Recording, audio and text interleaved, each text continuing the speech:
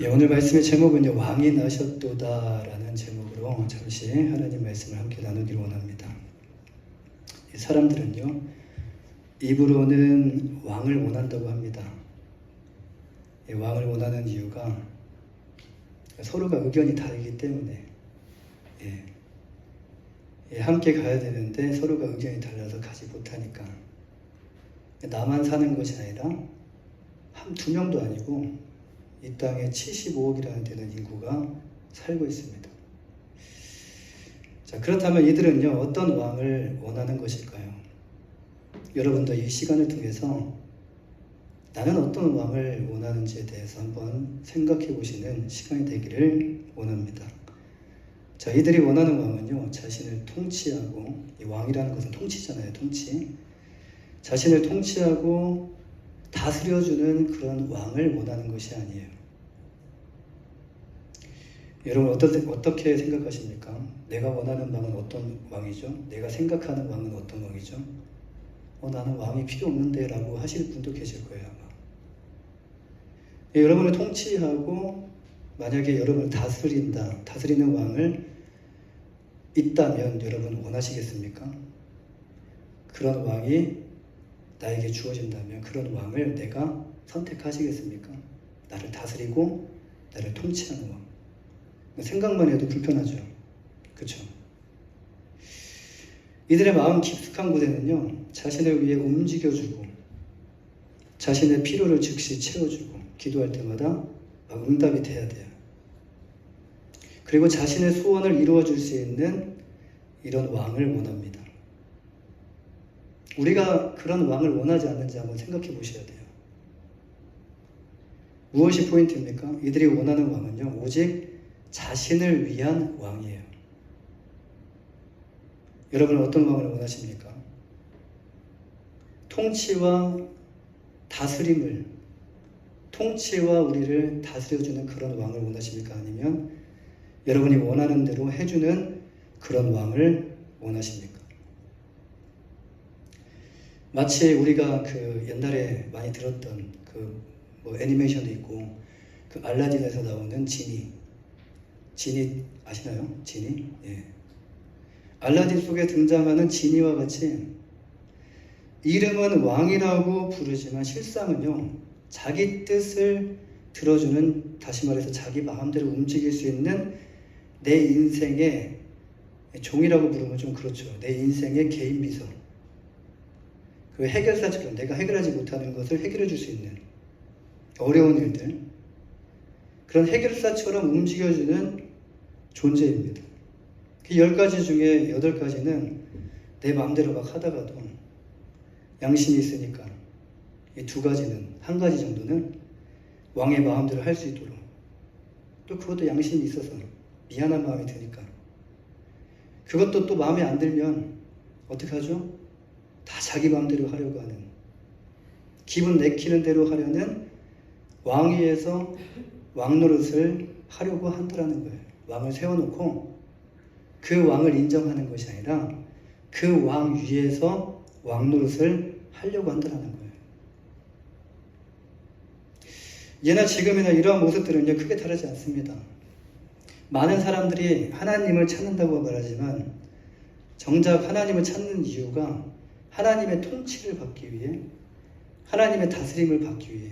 내 인생을 나도 모르니까, 내가 부족한 것을 내가 더 잘하니까 나를 통치해주고 나를 다스려줄 수 있는 그런 이 왕을 찾기보다 내 인생의 문제를 해결해 줄 수 있는 분, 인생을 살다 보면 문제가 우리 앞에 놓이잖아요. 평안하게 걸어가다가도 어느 순간에 우리 앞에 문제가 놓여서 그 문제를 풀기 위해 애쓰는 우리의 모습. 근데 정말 내 인생의 문제를 해결해 줄 수 있는 분을 원하면 내가 필요할 때만 오실 수 있는 분. 필요하지 않으면 멀리 계시고 필요할 때만 짠 하고 나타날 수 있는 지니와 같은. 이 왕을 모시겠다고는 하지만 왕을 내 마음 가운데 모십니다. 근데 실제로는 우리를 중심에 둔 왕의 그 보좌는 그 왕에게 앉을 수 있도록 내어드리는 것이 아니라 그냥 내 옆에 계실 수 있는, 서 계실 수 있는 그런 왕을 찾는 것이라는 거예요. 이 팀 켈러는요, 내가 만든 신이라는 책에서 사람들이 하나님보다 더 의지하고 사랑하는 추려가지고 다섯 가지 가짜 신, 가짜 우상이 있다라고 말을 해요. 5가지. 첫 번째가 평생 소원, 두 번째가 사랑, 그리고 세 번째가 성공, 그리고 네 번째가 돈, 그리고 권력이라고 말을 해요. 그는 우상에 대해서 이렇게 말합니다. 무엇이든 당신에게 하나님보다 더 중요한 것, 무엇이든 하나님보다 더 크게 당신 마음과 생각을 차지하는 것, 하나님만이 주실 수 있는 것을 다른 데서 얻으려 하는 것, 바로 그게 우상이다라고 말을 합니다. 그래서 사람들은요, 왕을 원한다고 하면서도 실제로 나의 성공을 보장해 줄 수 있는, 불안하니까, 미래가 불투명하니까, 미래가 밝은 사람들은요 안 찾아옵니다. 미래를 아는 사람들은 내 미래가 확실하게 평탄할 것이다, 이렇게 생각하는 사람들은 절대 오지 않아요. 실제로 나의 성공을 보장해 줄 수 있는 왕, 자녀를 두신 분들은 내 자녀에게 잘해 줄 수 있는 왕, 그리고 내 앞길을 열어줄 수 있는 왕, 그리고 내 계획을 완성시켜 줄 수 있는 왕을 찾고 있어요. 찾으면 어떻게 합니까? 그 우상을 얻을 수 있는 방법은 단 하나, 돈입니다. 요구하는 돈을 무엇이든지 그 왕이 나에게 정말 해줄 수 있는 모든 것을 다 해준다면, 요구하는 돈, 내가 가지고 있는 수중에 있는 모든 돈을 다 끌어다가도 돈을 주고 우상을 차지하려고 한다는 거예요.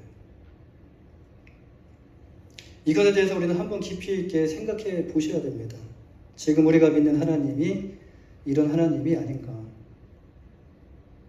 우리가 가지고 있는 돈으로 하나님을 사려고 하고, 하나님을 차지하려고 하고, 하나님을 마음대로 하려고 하는 것은 아닌지, 여러분이 지금 드린 이 헌금을 의미를 해요. 지금 여러분이 드리는 헌금이 하나님을 사랑하는 마음으로 드려지는 헌금인지, 아니면 앞서 말씀드린 것 같이 하나님을 좌지우지하려고, 하나님을 마음대로 하려고, 하나님께서 꼭 이걸 통해서 나에게 꼭 응답해 주셔야 된다는 그런 마음으로 드려지는 예물이 아닌지. 겉으로 왕을 찾지만요, 여러분 속으로는 여전히 나 자신의 중심, 이 중심, 내 안에 있는 나를 내리지 못하고 왕의 자리에 앉아있다라는 거예요.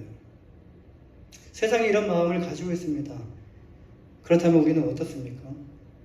세상과 다른 삶을 우리는 지금 살아가고 있습니까? 아니면 무교에서, 어떤 분은 무교에서 기독교로, 그렇죠? 어떤 분은 불교에서 기독교로, 어떤 분은 또 천주교에서 기독교로. 그러니까 어떤 종교를 가지고 있다가 참 신을 찾아서 기독교로 옮기신 분들이 많아요. 그런데 이렇게 무교에서 기독교로, 아니면 카톨릭에서 기독교로, 불교에서 기독교로 이렇게 종교만 바뀌었을 뿐, 여전히 우리 또한 세상과 같은 그런 마음을 동일하게 우리가 품고 살아가고 있지 않느냐. 오늘 우리는 우리 자신에게 이 질문을 꼭 한번 해보셔야 돼요. 내가 섬기는 하나님은 어떤 하나님인가? 내가 왕으로 모시는 하나님은 어떤 왕인가? 그리고 결단하셔야 됩니다. 나는 어떤 왕을 원하고 있는가? 예수님인가? 아니면 내가 만든 신들인가? 하나님 앞에 우리가 만든 우상을 깨트려야 돼요. 지금도 보이지 않게 우리 안에 숨겨질 수 있어요. 우상을 깨뜨릴 때 여러분 어떤 마음이 들죠? 내 피와 살이 되는 우상이거든요. 그래서 내 피와 살 같은 것이기 때문에 우상을 깨뜨릴 때 마음이 찢어져요. 그리고 고통스럽습니다. 찢어지는 고통을 참고 우리는 우상을 깨뜨리고요, 하나님 앞에 우리가 다시금 바로 서야 된다는 말씀이에요. 우리는 우리를 위해 오신 참된 왕 예수 그리스도를 다시 모시는 이 시간이 되어야 될 줄 믿습니다. 여러분, 예수님이 이 땅에 오신 이유가 무엇일까요? 왕으로서 오셨습니다. 왕으로서 태어나셨어요. 근데 예수님께서 이 땅에 오신 초림 예수님께서 이 땅에 오신 이유가 무엇인가? 첫 번째로 평화를 주시기 위하여 예수님께서 오셨다라는 거예요. 오늘 보면 23절 말씀을 보면요. 보라 처녀가 잉태하여 아들을 낳을 것이요 그의 이름은 임마누엘이라 하리라 하셨으니 이를 번역한즉 하나님이 우리와 함께 계시다 합니다. 임마누엘의 의미가 무엇이죠? 하나님이 우리와 함께 계신다. 하나님께서 우리와 함께 하시기 위해 하늘 보좌를 버리시고 성육신하여 이 땅 가운데 육신의 몸을 입고 이 땅에 오신 것이 바로 임마누엘이에요. 여러분, 이게 말이 된다고 생각하십니까? 여러분, 이것이 상식적으로 이게 말이 된다고 한번 생각하십니까? 육체로 살아가는 거 여러분 어떻죠? 육체로 살아가는 거 여러분 어떻습니까? 기분 좋을 때도 있어요. 그렇죠? 그런데 몸이 힘들 때가 있어요. 근데 항상 기분 좋은 건 아니에요. 어쩌다가 기분이 좋으신 분도 계시고 반절 기분 좋게 이렇게 살아가시는 분도 계시고. 근데 육체 이후의 삶에 대해서 여러분 아는 것도 없고 들은 것도 없고 본 것도 없기 때문에 불편합니다. 내일이 불투명해요. 오늘 자고 일어나면 오늘 또 뭘 해야 되는지, 오늘 또 뭘 먹어야 되는지, 여러 가지 많은 고민 가운데 우리가 하루를 시작을 하게 돼요. 그래도 불편하지만 어쩔 수 없잖아요. 그렇죠? 그렇기 때문에 고통을 참아가며 불편을 참아가며 그래도 이 시간을 좀 보람있게, 좀 의미있게 살기 위해서 하루하루를 여러분 살아가고 계시지 않으십니까? 여러분이 만약 신이라면 한번 상상을 해보십시오. 내가 만약 신이라면 여러분 어떻게 하시겠습니까? 인간의 몸을 선택하여 이 불편한 인간의 몸, 이 불편한 인간의 몸을 선택하여 인간의 몸을 입고 여러분 삶을 살아가시겠습니까? 내가 만약 신이라면. 신이 뭐가 부족해서 여러분 그렇게 해야만 할까요? 입장을 바꿔봐서 우리가 한번 생각해 보시길 바래요. 하나님이 인간으로서 어떻게 올 수 있어라고 생각하며 말도 안 돼. 어떻게 예수님께서 성육신하셔서 하나님이 어떻게 예수님일 수 있어? 말도 안 되라고 이렇게 부정하며 말만 하지 마시고 이것에 대해서 한번 생각해 보시길 바래요. 신이 뭐가 부족해서? 하나님이 뭐가 부족해서 육신의 몸을 입고 오셔야만 하셨던 것일까? 생각의 방향이 바뀌면, 지금 이것은 생각의 방향이거든요. 여러분 생각의 방향이 바뀌면요 인생이 바뀌어져요. 그리고 점점 하나님의 말씀이 부정 가운데 계속 우리가 머물게 되면 하나님의 말씀이 들어올 수가 없어요. 그런데 우리의 생각이 조금만이라도 바뀌면 이제는 우리의 생각이 긍정적으로 변화되면서 하나님의 말씀이 믿어지는 이런 긍정적인 역사가 일어납니다. 다른 것이 아니라 우리가 생각이 바뀌면요 하나님께서 이제 그 안에 믿음을 주시고 놀라운 변화가 그 안에서 나도 모르게 일어나게 된다는 말씀이에요. 예수님은 불편한 인간의 옷을 입고 이 땅에 왜 오셨을까? 나도 불편한데, 나도 잠을 충분히 자고 싶고 일어나고 싫을 때는 그냥 안 일어나고 싶은데 어쩔 수 없이 일어나서 하루를 살아가잖아요. 예수님은 불편한 인간의 몸을 입고 이 땅에 왜 오셨을까? 오늘 본문은 우리에게 그 답을 제시를 해줘요. 우리와 함께 하시기 위하여 오셨다라고 말씀하셔요. 함께 하신다는 것은 무엇을 의미하죠? 함께 하신다는 것은요, 이제 우리에게 이 안에는 숨겨진 의미가 담겨져 있는데 평화를 우리에게 주시겠다라는 약속의 의미가 담겨져 있어요. 고린도서 1장 20절 말씀에 그의 십자가의 피로 화평을 이루사 만물 곧 땅에 있는 것들이나 하늘에 있는 것들이 그로 말미암아 자기와 화목하게 되기를 기뻐하시니라. 이 말씀에 보면요, 예수님께서 우리에게 평화를 주시기 위해 하신 일이 무엇인지 잘 나타나 있는데 그의 십자가의 피로라고 말씀을 하셔요. 여기서 그의 십자가의 피는요, 곧 십자가에 달려 죽으심을 의미를 해요. 우리가 두려워하는 것 중에 여러분 가장 두려워하는 것이 무엇이죠? 여러분 대학교 성적이 두려우십니까? F 맞을까봐? D 맞을까봐? 성적이 두려워요? 질병이 두렵습니까? 직장에서 해고가 두렵습니까? 재정 문제가 두렵습니까? 여러분 이 모든 것은요, 무엇과 연결이 되어 있냐면 여러분 이 모든 것은 지금 우리의 목숨을 쥐고 있다는 거예요. 이것이 두려운 것이 아니에요. 목숨이 두려운 거예요. 목숨을 잃을까봐. 우리가 정말 두려워하는 것은 이 뒤에 숨어 있어요. 죽음입니다. 죽음 앞에서는 모든 사람들이 다 무력해져요. 그래서 죽음은 모든 마음을 두렵게 합니다. 여기서 우리는 예수님이 오신 이유에 대한 두 번째 이유를 발견할 수 있는데 그것은 예수님께서 십자가에 달려 죽으시기 위하여 오셨다라는 말씀이에요.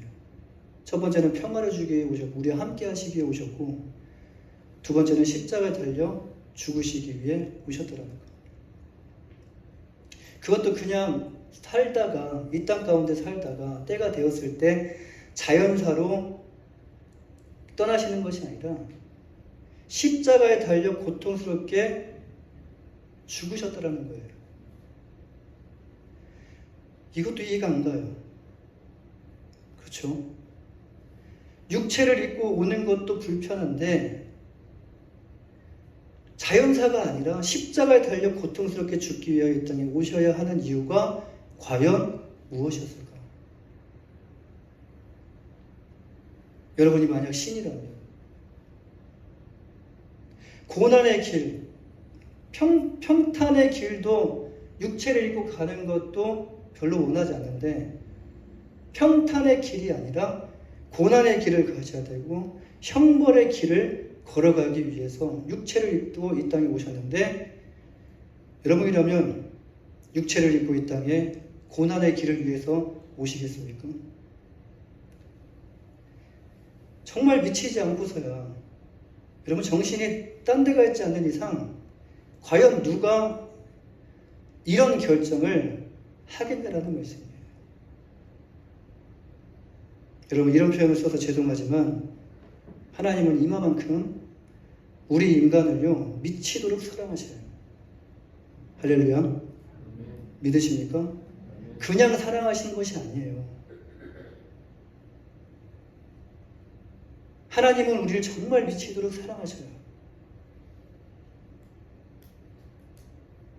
바울 사도가 얼마나 열심으로 베스도에게 복음을 전했으면 베스도가 바울아 내가 미쳤도다.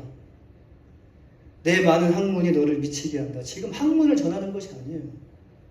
지금 그가 배운 학문을 전하는 것이 아니라 지금 그가 만난 예수 그리스도를 전하고 있는 거예요. 학문하고는 전혀 다른 거예요. 하나님은 무슨 이유로 하나님을 인정하지 않고 구원도 필요 없다고 하고 심지어 하나님을 비난하며 조롱하며 하나님이 있으면 한번 어디 나타나 보세요라고 조롱하며 하나님께 대적하는 그 인간을 왜 십자가에 자기 몸을 버리시기까지 미치도록 인간을 사랑하시는 것일까? 왜 나를 하나님께서 사랑하시는 것일까? 여러분 혹시 비난 당해 보셨습니까? 여러분 혹시 조롱 당해 보셨습니까? 여러분을 적대시하는 인간을 볼 때 어떤 마음이 드셔요? 속에서 불이 끓어오르지 않으셔요? 그리고 있는 말 없는 말 다 쏟아내보지 않으십니까? 옛날에는 그래도 부모님께서 참으라고 하셨어요. 근데 요즘에는 부모님도 참지 말아요. 내가 다 갚아줄게. 네가 하고 싶은 대로 하라는 부모님도 요즘 많아졌어요. 돈이면 되는 세상. 요즘은 참지 않아요. 분이 풀 때까지 막 욕을 하든지 때리든지 합니다. 그런데 하나님은요, 하나님을 비난하고 하나님을 조롱하며 대적하는 인간을 위해 자신의 아들을 십자가에 달려 죽게 하신 거예요. 왜 하나님께서는 이 선택을 하시면서 자신을 그렇게 사랑하는 그 독생자 예수 그리스도를 보내셔서 십자가에 달려 죽게 해야만 하셨던 것일까? 하나님은 우리와 싸우기를 원하고 계시잖아요.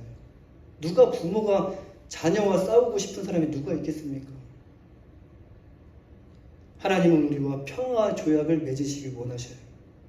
평화. 그래서 부모님이 저주잖아요. 안 되는 건 끝까지 안 된다고 하지만 그래도 또 다른 것을 대체를 해가지고 그와 비슷한 것을 부모님은 생각하고 자녀에게 주잖아요.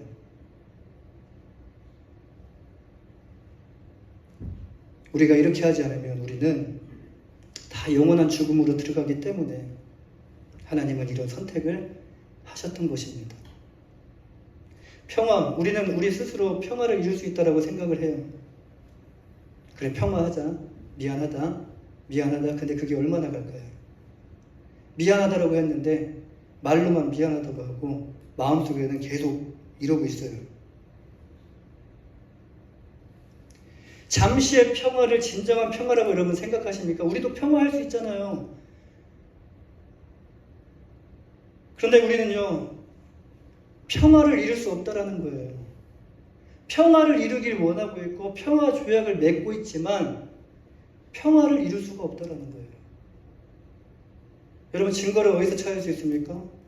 멀리서 찾을 필요가 없습니다. 우리 가정을 보면 알아요. 평화를 위해 서로 입을 다무는 것 뿐이지 말하지 마 하면서 입을 다무는 것 뿐이지 그것이 과연 여러분 가정에서의 진정한 평화일까요? 평화는 그런 것이 아닙니다. 평화를 이루기 위해 예수님께서 하신 일은 무엇이죠? 첫 번째로 성육신하셔서 육신의 몸을 입고 오셨고, 둘째로 십자가에 달려 죽임을 당하셨다는 거예요. 자, 두 번째로 예수님께서 왜 오셨습니까? 첫 번째는 평화를 우리에게 주시기 위해 오셨어요. 두 번째는 구원을 주시기 위해 오셨어요. 구원. 마태복음 1장 21절 말씀을 보면 아들을 낳으리니 이름을 예수라 하라. 이는 그가 자기 백성을 그들의 죄에서 구원할 자이심이라 하니라.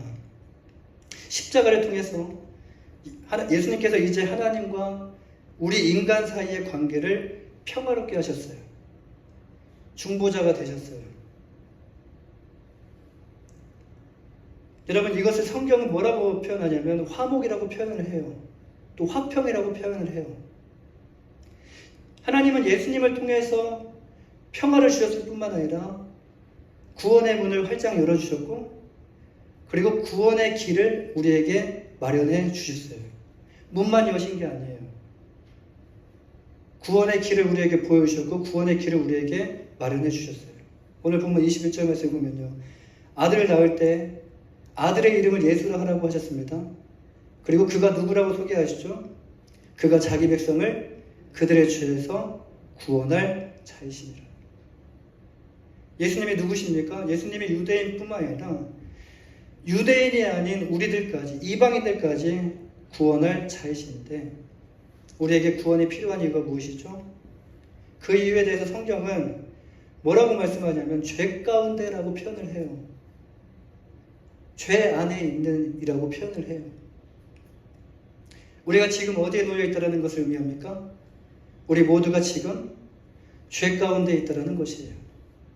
이 죄라는 구덩이에 갇혀 있다는 것이에요. 여기에 우리가 만약 여러분 혼자 갇혀 있다면, 지금 다른 사람들은 막 자유롭게 지금 밖에서 다니는 것처럼 보이고 나만 지금 갇혀 있다라고 보이면 여러분 불안해서 못 삽니다. 그 안에서 어떻게든지 빠져나오려고 온갖 힘을 다 쓰게 될 텐데, 지금 우리가 이것을 깨닫지 못하고 우리가 지금 힘을 쓰지 않는 이유는요, 구덩이가 너무 커요. 근데 구덩이가 너무 큰데 그 모든 사람들이 그 안에 갇혀 있어요. 자유롭게 그 안에서 놀고 있어요. 자유롭게 자기가 하고 싶은 일들을 하고 있어요. 그러다 보니까 신경 쓰는 사람들이 그렇게 많지 않기 때문이라는 거예요. 지금 내 주변을 보면 구원에 대해서 관심을 갖는 사람들이 없어요. 그러니까 마음 가운데 급한 마음이 들지 않는 거예요. 그리고 구원이 없는 것처럼 느껴지는 거예요. 그리고 하나님이 살아계시지 않는 것처럼 느껴지는 거예요. 믿는 사람들보다 믿지 않는 사람들이 더 많으니까. 여러분, 이것을 사회 심리학 용어로 정상화 효과라고 합니다. 다들 같은 상황에 있으니까 이게 정상인가 보다. 지금 이게 정상이야. 나만 그런 게 아니니까 라고 이런 사회적 비교를 통해서 불안을 낮추고요. 그리고 심리적 안정감을 그 안에서 느끼는 현상이라고 그래요. 여러분, 이게 OX 퀴즈와 비슷한데요. 모르는 문제가 나왔을 때 어떻게 하죠, 우리가? 모르는 문제 나왔을 때 거기서 계속 생각하십니까? 모르는데? 아니죠. 사람들이 어디로 가는가를 여러분 보시겠죠. 그리고 어느 쪽으로 우리가 선택이 기울이죠? 사람이 없는 쪽이 아니라 사람이 많은 쪽으로 우리의 선택이 기울어지게 돼요. 그런데 거의 맞아요. 그렇죠? 그런데 여기에 함정이 있어요. 거의 맞는다는 것이지 그것이 100% 맞는다는 것이 아니에요. 여러분, 만약 이것이 진리이고요.